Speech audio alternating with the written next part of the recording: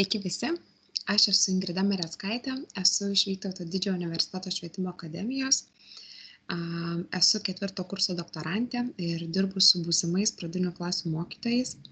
Šiandieninė tema, kurią jums papasakosiu ir pristatysiu, man atrodo be galo įdomi, nes dalį savo gyvenimo praleidau mokykloje, dirbdama pradinių klasių mokytoja.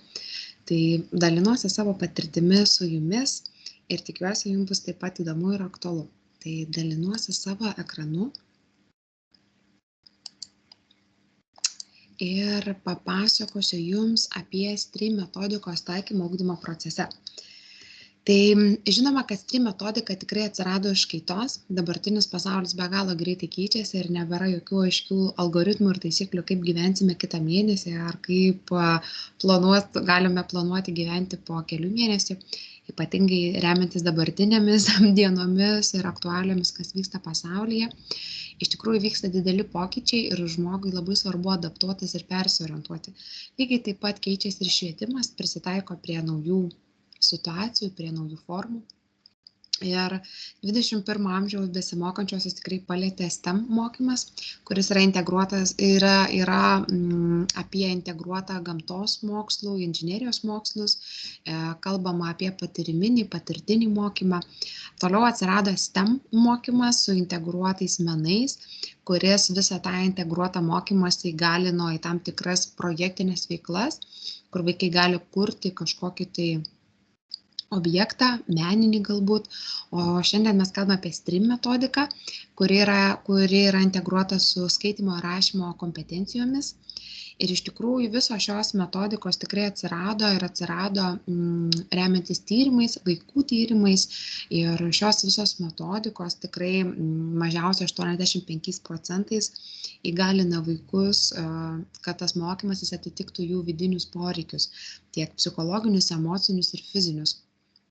Iš tikrųjų, tokie tyrimai ir šitie procesai yra nuolatinis procesas. Greičiausiai atsiradus vienai metodikai ir pasipildžius, visiškai yra aišku, kad tai nėra baigtinis procesas ir kad nieko naujo arba geriau nebebus. Švietimiečiams savoka mokymasis visą gyvenimą tikrai nėra nauja, tai būtent apie tai ir kalba, kad tai yra nuolatinis procesas. Tai papasakosiu apie paskutiniuosius šio proceso metodikos atradimus. Tai plačiau apie patį STREAM. Tai STREAM iš tikrųjų yra tas temas integruotas su skaitymo rašymo kompetencijomis ir iš tikrųjų tai įgalina ir papildo vaikų gebėjimus papildomis raštingumo kompetencijomis ir tai įgalina efektyvų bendradarbiavimą, taisyklingą minties raišką ir iš tikrųjų manoma, kad tai yra svarbiausias žmonių sąveikos aspektas.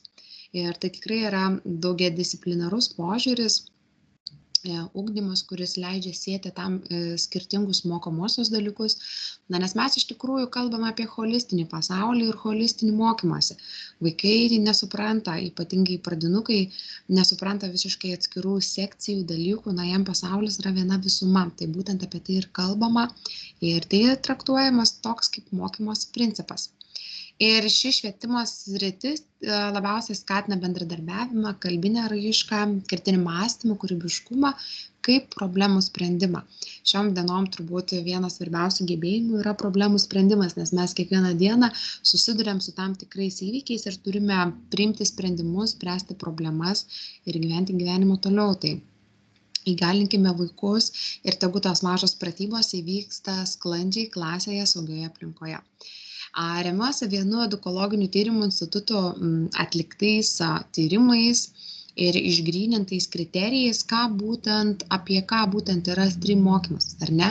Tai iš tikrųjų, ką tyrimai rodo, kad atitinka visus reikiamus 21 amžiaus įgūdžius, kurių tikrai reikia vaiko arba besimokančiajam, išlaisvina kalbinę raišką ir tai gali paskatinti vidinį vaikų kūrybiškumą, kurio reikia bet kurioje disciplinoje ir iš tikrųjų vidinis vaikų kūrybiškumas slypi tarp neišreikštų žinių ir labai sunku yra kartais tas vietas pasiekti, ypatingai kai vaikas dar yra mažas ir jis stokoja žodžių, o galbūt išreikšti tas savo žinias. Tai būtent per šitus metodus, per tokias veiklas reiškia tas vidinis vaikų kūrybiškumas.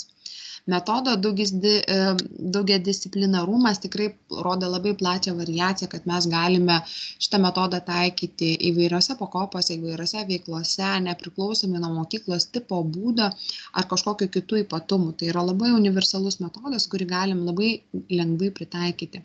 Ir iš tikrųjų tai rodo kitokį mokymąsi apie pačią kalbą. Na, kartais toksai neįdomiu tapęs kalbos mokymasis, kuris remiasi vos kelių pratimų variacijomis, jau daug kam yra nebeaktualus. O štai šiame kontekste kalba yra gyvas organizmas, gyvas labai svarbus dalykas, kurį mes naudojame kiekvieną mielą dieną, ar ne? Ir kuo labiau tai investuosime, kuo labiau tai atkreipsime dėmesį, tuo sklandesnė mūsų komunikacija, mūsų pasaulio. Ir leidžia mokymasi pritaikyti realiuose gyvenimo situacijose, tai tas mokymasis per patirtį, per realias gyvenimo situacijas įgalina vaikus jaustis saugiai, jaustis motyvuotai. Ir iš tikrųjų tai toks visapusiškas mokymasis, kuris skatina vaikus prisimti atsakomybę už savo priimamus sprendimus ir kad jie savarankiškai tai darytų. Kiekvienas vaikas tikrai turi galimybę mokyti savo supratimo lygmenyje, savo kalbos kontekste ir yra įtraukiami visi vaikai, nes šis metodas yra tikrai individualizuojamas ir personalizuojamas pagal kiekvieno poreikius. Ir skatina mokytis įvairiai, būti vaikus įvairiapusiškais, kad, gyvenime ir realiame pasaulyje būtų kuo lengvesnė adaptacija ir vaikai kuo labiau būtų atsparus. Ir būtų tuo, kuo iš tikrųjų nori būti. Tai metodas tikrai turi aiškias personalizuoto ugdymo kryptis ir gali atliepti individualius vaiko kalbos poreikius. Ir paryškinta pagrindinė mintis, tai mokymasis suprantamas kaip natūrali ir gyvenimiška patirtis. Apie tai turbūt labiausiai yra STRIM metodika, tas integravimas į tas visas veiklas, tai iš tikrųjų yra apie tai, kaip mes gyvename kiekvieną dieną. Dar arčiau link kalbos, kuo jie yra tokia svarbi ir kodėl tiek yra aktualizuojama šiomis dienomis. Tai iš tikrųjų visas šis poreikis atėjo iš biomedicinos mokslų ir viena mokslo daktarė nustatė, kad humanitariniai mokslai yra glaudžiai susiję su mąstymo logika. Ir tai rodo, kad mąstymo logika tai yra iš tikrųjų labai tikslus, aiškus dalykas, kam reikia tikrai praktikos, mokymosi, sistemingo mokymosi. Ir tyrimai rodo, kad vaikai dažnai dalyko žinių nesupranta ne todėl, kad smegenyse neįvyksta tam tikros jungtis, bet todėl, kad jie dažnai nesupranta žodžių, kuriais yra kalbama ir kuriais yra aiškinamas dalykas. Būtent sąvokų aiškinimas, raktinių žodžių metodika. Giluminis mokymasis padeda vaikams suprasti tuos kalbinius elementus, kurie yra įrankis mokytis ir suprasti žinias. Tai šį faktą tikrai įrodė Nobelio premijos laureatas ir jis pagrindžia, kad didesnį poveikį mąstymui, minties raiškai turi būtent puikūs kalbiniai gebėjimai. Ir kalbiniai gebėjimai tai turbūt yra tikrai toks naratyvas, kur mes kalbam apie klausymą, skaitymą ir kalbėjimą. Ir tą patį rašymą. Tai visos šios skirtingos sritys yra labai susijusios, labai glaudžiai susijusios tarpusavį ir viena kitą paskatina. Ir jeigu kažkurioje srityje yra sunkiau, tai tuos sunkumas jaučiasi ir kitose srityse. Įsprendus problemą, lygiai taip pat, tokiu pat algoritmu, ta problema sprendžiasi visose srityse ir matom tobulėjimą. Kur link traukiam? Tai mes iš tikrųjų einame arčiau strategijų. Šis paveikslėlis internete plaukia jau tikrai kurį laiką, greičiausiai visi esate jį matę, tačiau be galo įdomi treniruotė mūsų smegenims. Tai yra tam tikras raidžių ir skaičių šifras, kur panašus skaičiai keičia tam tikras raides, bet mūsų smegenys net ir su pakeistom raidėm supranta, ką reiškia tie žodžiai, nes to žodžius yra mačiusios anksčiau. Būtent tokiu pagrindu yra grindžiamos skaitymo strategijos, pažangaus skaitymo strategijos.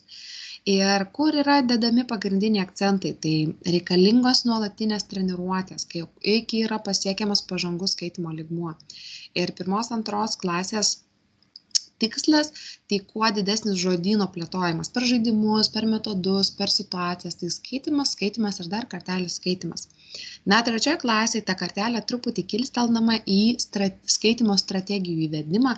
Čia jau atsiranda, gali būti įvairiausios strategijos skaitimo, iki greitojo skaitimo, nuo skaitimo ritmuojant, ar spalvų įvedimo, skaitimo rodiklės įvedimo, pasitelkiant mobiliuosius įrenginius, ką tik tai norim, ar ne?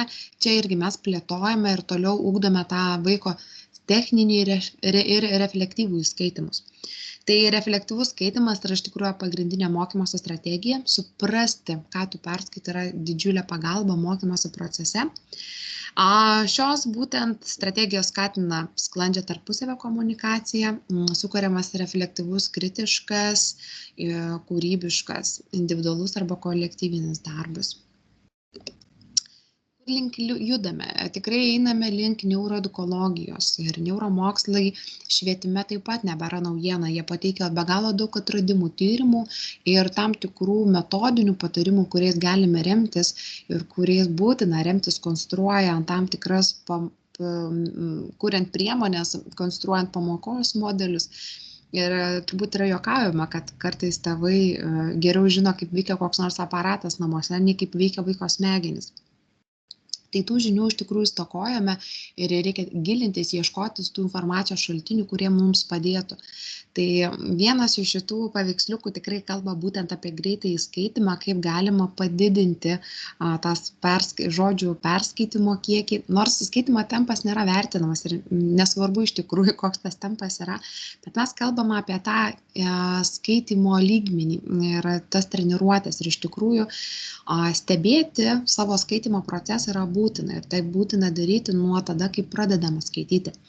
Štai kitas paveikslėlis rodo tokį įdomų fenomeną, kad mūsų smegenims nebūtina žodžio išgirsti ar tarti mintyse ar garsiai, smegenys pamato žodį ir supranta, ką jis reiškia. Tai tas tarimas pažangiam skaitytojui yra nebereikalingas. Tai yra tiesiog peržiūrinėjami žodžiai, tik tai nuo tokiam skaitimo lygmenį būtinas labai didelis ir platus žodynas. Toks nuostatos ir kūriamos bendrosios programos, tai Lietuvoje taip pat vyksta labai daug pokyčių, atnaujiname visą ugdymo turinį, programas. Ir iš tikrųjų dar pernai metais vieno švietimo eksperto Philo Lamberto išgirsta mintis mane kažkaip pakvietė susimastyti apie tai, kurias šalis mes laikome autoritetu ir kurių šalių patirtis mums iš tikrųjų tinka. Ir iš tikrųjų, kai jis pasakė, kad kažkokį tai dairantis naujesnio arba tobulesnio ugdymo sričių, mes turime žiūrėti į panašius į save. Ir jisai išskyrė Kanados provinciją, kuri tiek savo turbūt gamtiniam sąlygom, tiek mentaliteto prasme yra kažkuo panašos mums lietuviams. Ir iš tikrųjų pasigilinusi tikrai pamačiau labai daug naudingų patarimų ir būtent, ką kalba STRIM pati metodika, ar ne, kad tą kalbos poziciją mūsų mokymasi ir mūsų turinyje, kad kalbą daugiau reikia integruoti ne kaip literatūrinį ar egzistencinį fenomeną, o kaip būdą komunikuoti, ar ne?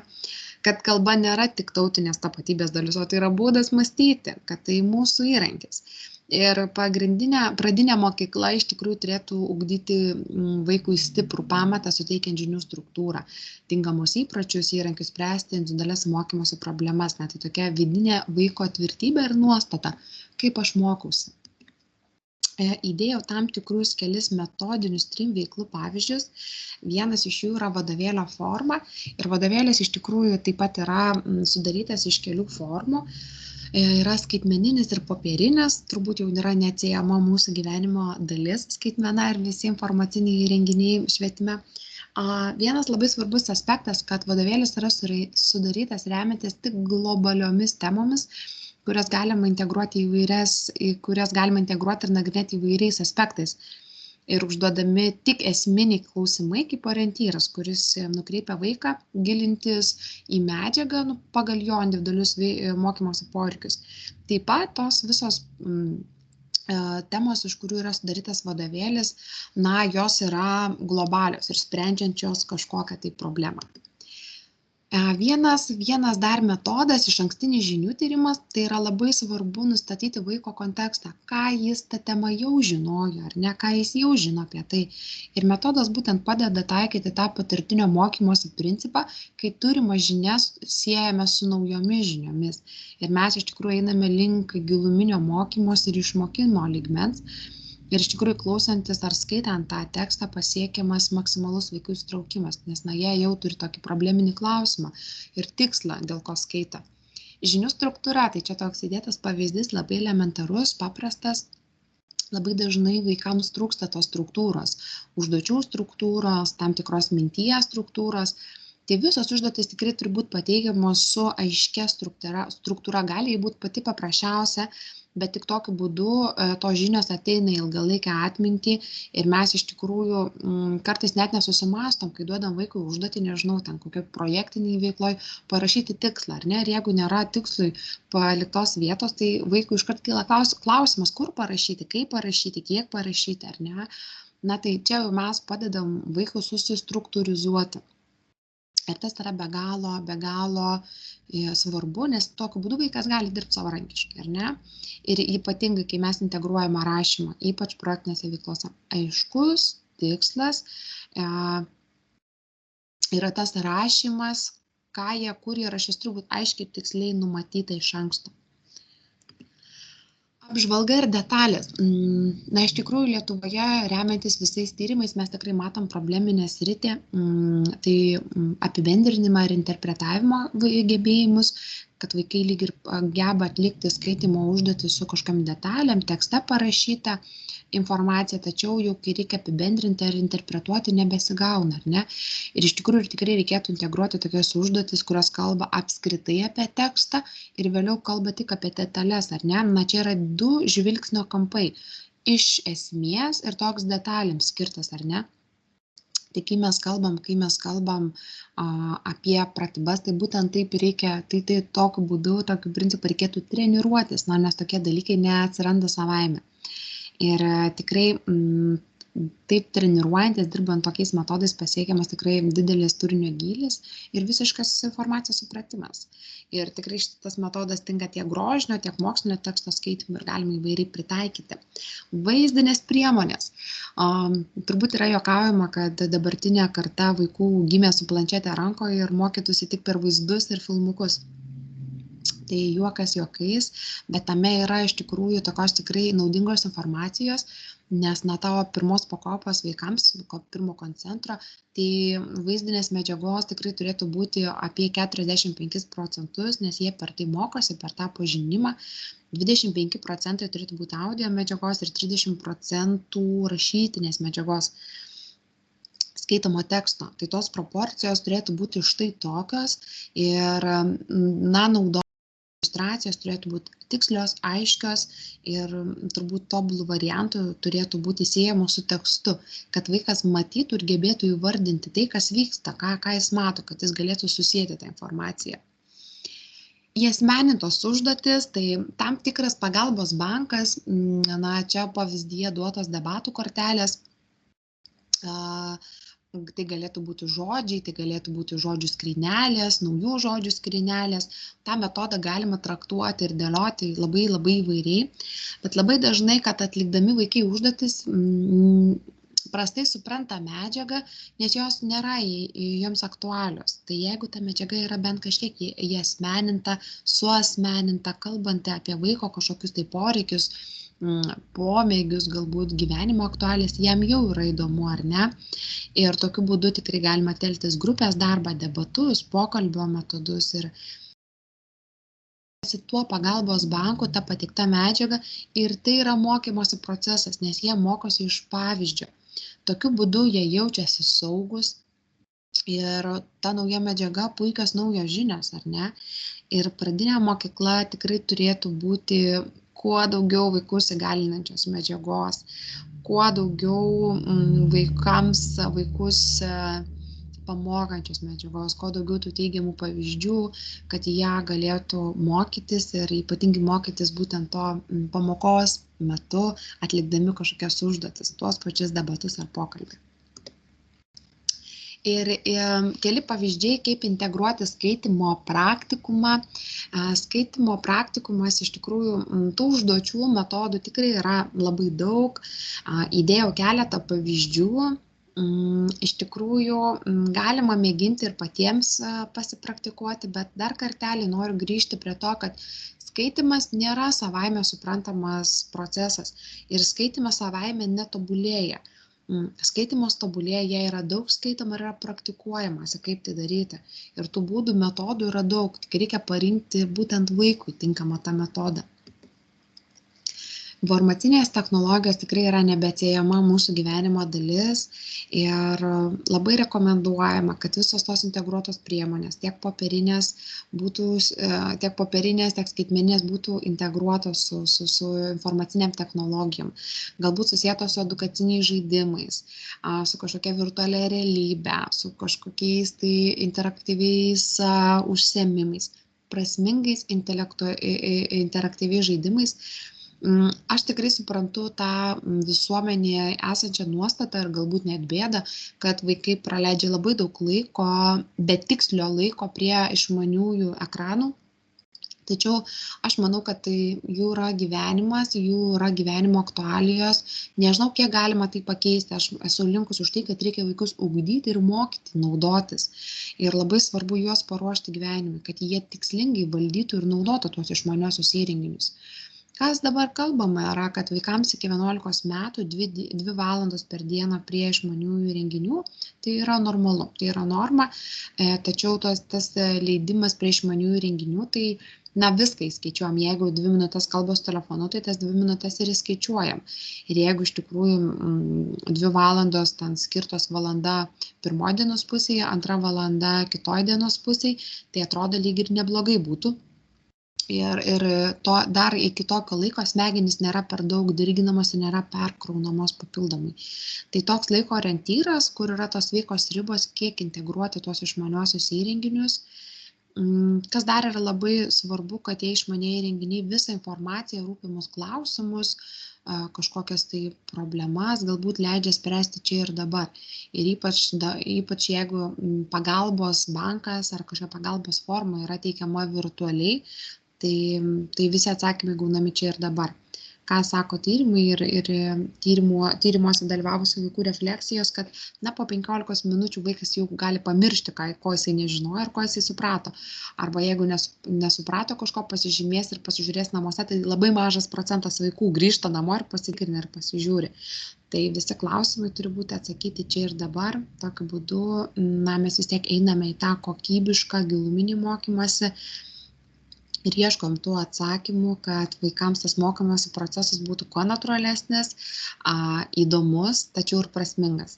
Aš tikrai suprantu, kad mokymasis kartais būna visoks, kartais labai įdomus, kartais mažiau įdomus ir gyvenime būna lygiai tokių pat dalykų, vieni būna daugiau įdomus, kiti mažiau įdomus, bet visus juos atlikti turime ir ne, ir tai yra disciplinarumas. Tai baigiant ir apibendrinant, tikrai linkiu mėginti eksperimentuoti ir taikyti STREAM metodiką. Tikrai labai džiaugiuosi, kad šita metodika neturi visiškai aiškių taisyklių ir praleidus kažkokį punktą metodika nebeveiks, ji tikrai veiks. Tik tai labai linkiu kiekvienam apsispręsti ir nuspręsti, kiek jos bus jūsų klasėje, kiek prasmės matote ir kokį tikslą turite, link kur einate. Tai atsakius į visus šiuos klausimus tikrai galima imti, mėginti dirbti ir siekti kuo geresnių rezultatų.